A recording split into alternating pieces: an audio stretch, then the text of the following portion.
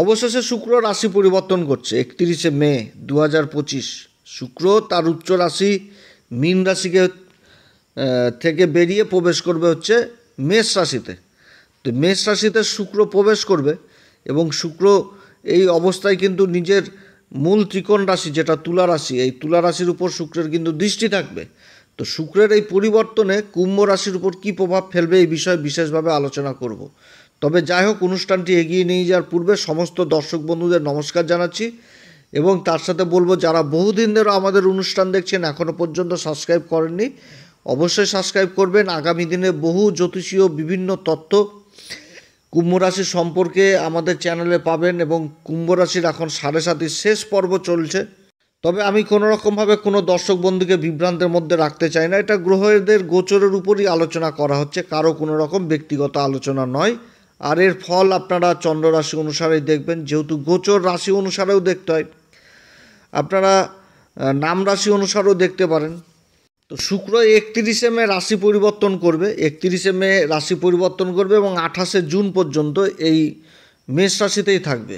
এবং মেষ রাশিতে শুক্রের অবস্থান খুবই ভালো অবস্থান হতে যাচ্ছে এই কুম্ভ রাশিদের ক্ষেত্রে। কুম্ভ রাশির ক্ষেত্রে শুক্রের রাশি পরিবর্তন যথেষ্ট ভালো পরিবর্তন হতে যাচ্ছে, এটা সবার প্রথমেই তুলে ধরলাম। ভয় পাওয়ার কারণ নেই, শুক্রের পরিবর্তন যথেষ্ট ভালো পরিবর্তন হচ্ছে। তবে ডিস্টার্ব কিছুটা থাকবে, যেমন মঙ্গল আর কেতুর জুতি তৈরি হচ্ছে, এই জুতিটার দিক থেকেও যথেষ্ট সাবধান। শুক্র হচ্ছে কি, শুক্র প্রতিভার কারক, ঐশ্বর্যের কারক, ধনসম্পত্তির কারক, আকর্ষণের কারক কিন্তু শুক্রই। এবার শুক্র তৃতীয় ঘরে অবস্থান করবে এই মেষ রাশিতে, যেটা কুম্ভ রাশির ক্ষেত্রে তৃতীয় ঘর মেষ রাশি। তো এই ঘর থেকে আবার কি দেখা হয়, ছোটো ভাই বোনদের সাথে সম্পর্ক দেখা হয়, তারপরে যোগাযোগ জিনিসটাকে দেখা হয়, তারপরে কাগজপত্র ডকুমেন্টেন্সি এগুলো জিনিসকে দেখা হয়, সামাজিক পরিচিতি, সমাজে উঠা বসা এগুলো সব দেখা হয়, আসবাবপত্র এই জিনিসকেও দেখা হয় আবার এই তৃতীয় ঘর থেকে।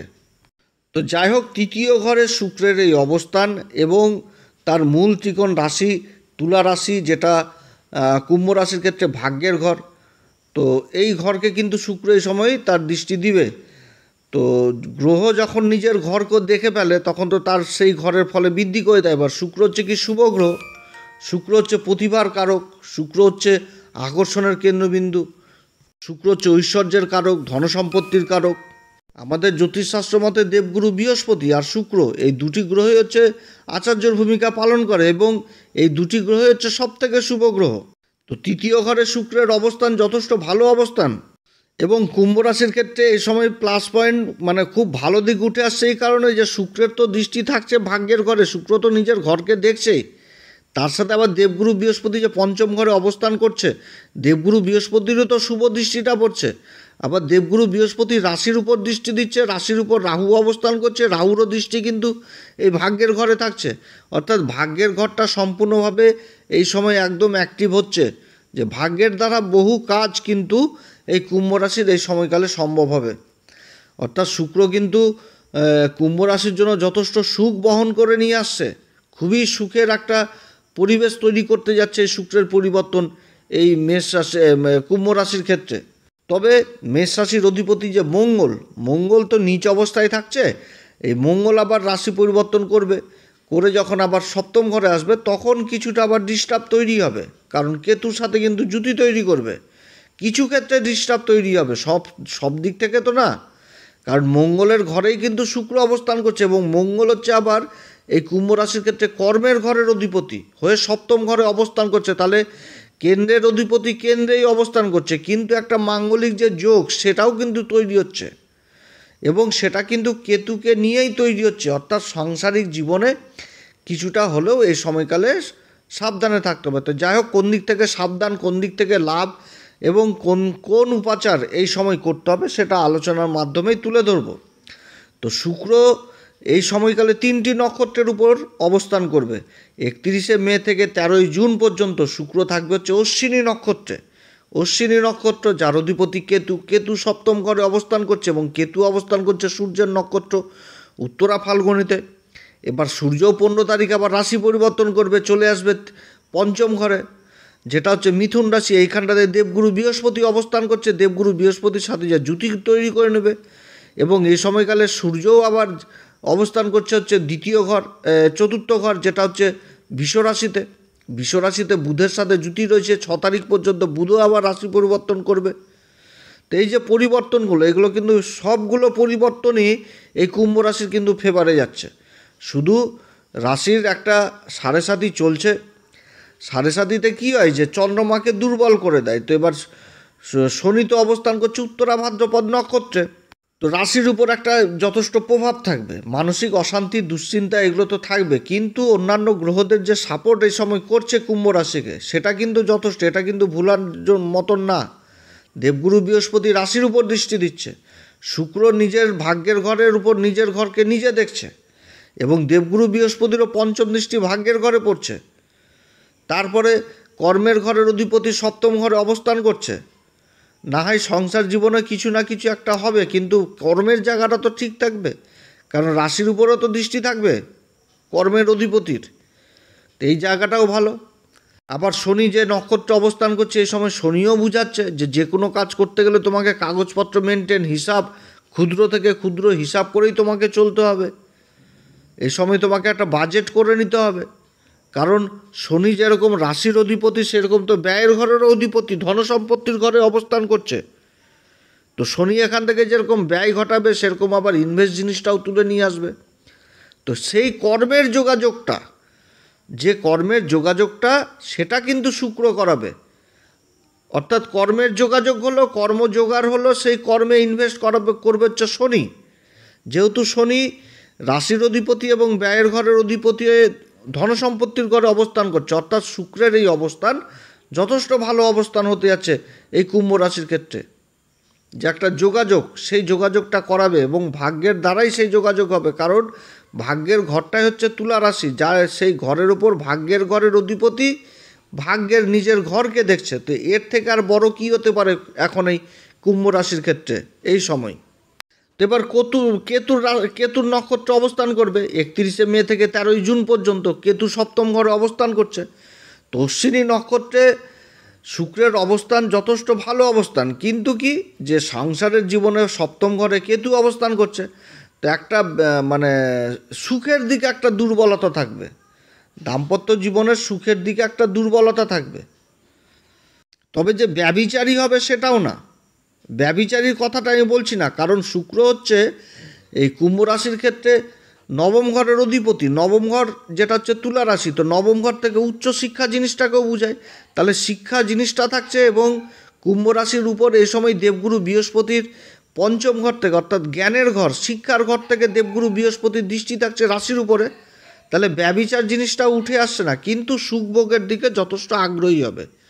যে সুখভোগ, যেটা হয়তো কোনো গোপনে, যে কেউ হয়তো কোনো রকম যে নেশা, যে কেউ ড্রিঙ্ক করছে, তো সেই ড্রিঙ্কটা হয়তো কিছুটা বৃদ্ধি পেয়ে গেল।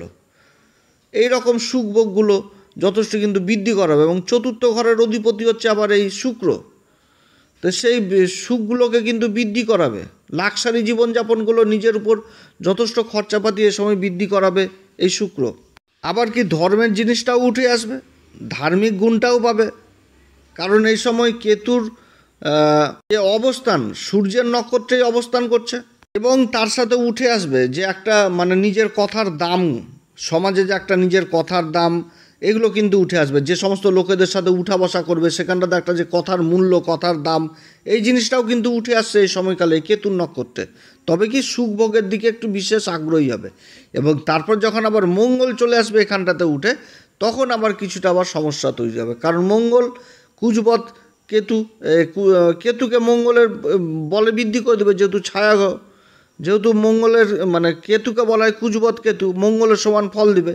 এবার সাথে মঙ্গল চলে আসলো, মঙ্গল তো একটুতে অধৈর্যের কারক, রাশির উপর দৃষ্টি দিবে, একটুতে অধৈর্য জিনিসটাকে নিয়ে আসবে। রাশির উপর আবার রাহু অবস্থান করছে, তো চঞ্চলতা এগুলো জিনিস চলে আসবে, বাকবিতণ্ডা একটু জড়িত হবে, কারণ ষষ্ঠক যোগও তৈরি হচ্ছে আবার শনির সাথে।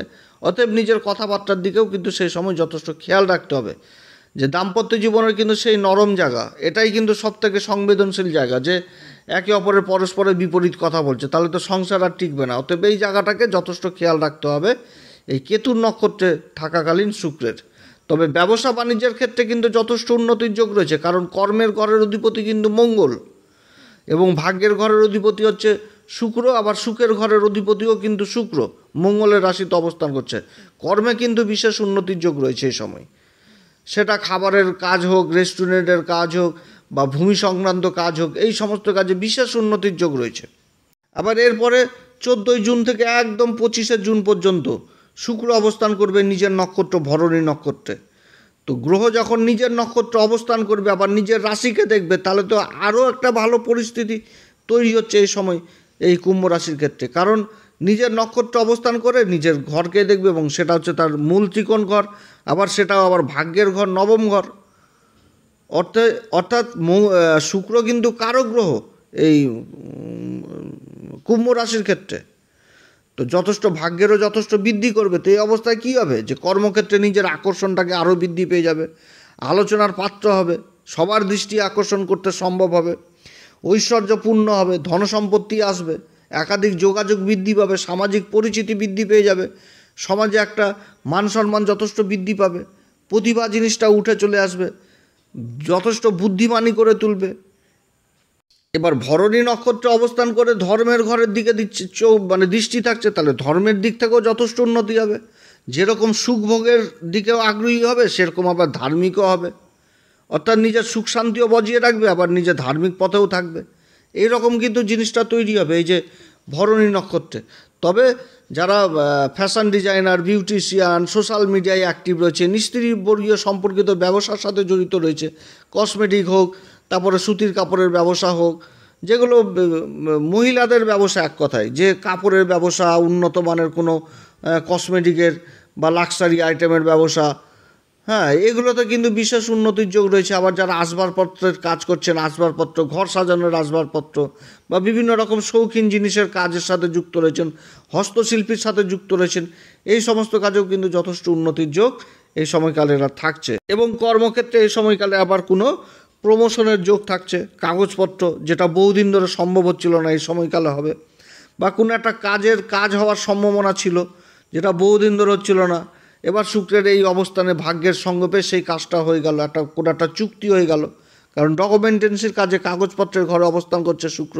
ভরণী নক্ষত্রে থাকা মানে ভিড়কে আকর্ষণ করেও সেই ভিড়কে পরিচালনা করার ক্ষমতা রাখবে কুম্ভ রাশি। এরকম একটা যোগ কিন্তু এই সময়কালে তৈরি হচ্ছে। তো যথেষ্ট ভালো সময় হতে যাচ্ছে একদম 25শে জুন পর্যন্ত এই ভরণী নক্ষত্রে। তারপরে যখন 26শে জুন আবার কৃত্তিকা নক্ষত্রের প্রথম চরণে চলে আসবে এবং 28শে জুন পর্যন্ত থাকবে। তারপর তো দ্বিতীয় চরণ আসা মানে শুক্র নিজের ঘরে প্রবেশ করা। এরপরের পরিবর্তনও যথেষ্ট ভালো পরিবর্তন হচ্ছে। তো কৃত্তিকা নক্ষত্রে যখন অবস্থান করবে তখনও যথেষ্ট ভালো পরিবর্তন। এই সময়কালে দেবগুরু বৃহস্পতির সাথে সূর্য অবস্থান করবে। কৃত্তিকা নক্ষত্রের অধিপতিকে সূর্য, অধিপতি দেবতাকে অগ্নিদেব। তাহলে সূর্যের যে অবস্থান দেবগুরু বৃহস্পতির সাথে হতে যাচ্ছে, আর শুক্র কিন্তু এই সূর্যের নক্ষত্রে যোগাযোগের ঘরে থাকবে। অর্থাৎ সূর্যের উচ্চ ঘর এবং মঙ্গলের মূল ঘর যেটা হচ্ছে মেষ রাশি, এই ঘরে অবস্থান করবে শুক্র সূর্যের নক্ষত্রে এবং ভাগ্যের ঘর, নিজের ঘরকে দৃষ্টি দিবে। আর অপরদিকে দেবগুরু বৃহস্পতি আর সূর্য আর বুধের জুটি তৈরি হবে, সেটা আবার তার দৃষ্টি থাকবে এই সময়কালে আবার লাভের ঘরে, এবং সেটাও আবার ধনু রাশি। তো যথেষ্ট ভালো সময় কুম্ভ রাশির জন্য হতে যাচ্ছে, খুবই ভালো সময়। 7.5 পিরিয়ডে যথেষ্ট ভালো সময় এই কুম্ভ রাশির। সব দিক থেকে উন্নতি, সরকারি যোগ, শিক্ষার দিক থেকে যথেষ্ট উন্নতির যোগ রয়েছে। যারা কোনো স্কলারশিপের জন্য চেষ্টা করছিলেন সেই যোগগুলো হবে। সরকারি কাজের জন্য যারা চেষ্টা করছিলেন বা বেসরকারি কাজের যারা চেষ্টা করছিলেন, বা যাদের call letter, appointment letter, promotion letter আটকে পড়েছিল, সেই কাজগুলো যথেষ্ট হবে এই সময়কালে। খুবই ভালো একটা কর্মের দিক থেকে উন্নতির যোগ এই সময়কালে কুম্ভ রাশির রয়েছে। পিতামাতারা তাদের সন্তানের প্রতি যে দুশ্চিন্তা, সেই দুশ্চিন্তাও দূর হবে। সন্তান যে কর্ম করবে সেই কর্মের উন্নতির যোগ থাকবে। তবে কি দাম্পত্য জীবনটা দেখে শুনে একটু চলতে হবে, কারণ মঙ্গলের অবস্থান কেতুর সাথে অবস্থান হতে যাচ্ছে। এই সময়কালে দাম্পত্য জীবনে কিছুটা হলেও অশান্তি থাকবে, এটা ঠিক। তো যাই হোক, এই সময়কালে এই কুম্ভ রাশি কোন উপাচার করবে? প্রত্যেকদিন হনুমান চল্লিশা, বজরংবাণ, শ্রীরাম সীতার প্রণাম মন্ত্র অবশ্যই করবেন। এছাড়া যারা গুরুর দীক্ষা নেননি অবশ্যই গুরুর দীক্ষা নেবেন। গাই গরুর সেবা করবেন, শুক্রবার করে মা ভগবতী মাকে লাল পুষ্প অর্পণ করবেন। যে কোনো শুভ কাজ করতে গেলে বাড়ি থেকে দইয়ের ফোঁটা অবশ্যই ব্যবহার করবেন, এবং জীবনসাথীকে যথেষ্ট রেসপেক্ট করবেন। এই সমস্ত উপাচার করলেই যথেষ্ট ভালো ফল পাওয়া যাবে। তো যাই হোক, অনেক কথা আলোচনা করলাম এই কুম্ভ রাশির সম্পর্কে। যদি এই পরামর্শ বা এই আলোচনা সত্যিই ভালো লাগে তাহলে অবশ্যই নিজের ভেবে এই অ্যাস্ট্রো বাংলা চ্যানেলকে সাবস্ক্রাইব করবেন। আগামী দিনে বহু ভিডিও এই চ্যানেলের মাধ্যমে আপনারা পাবেন। আপনারা সবাই ভালো থাকেন, ঈশ্বর আপনাদের সবার মঙ্গল করুক। নমস্কার, ধন্যবাদ।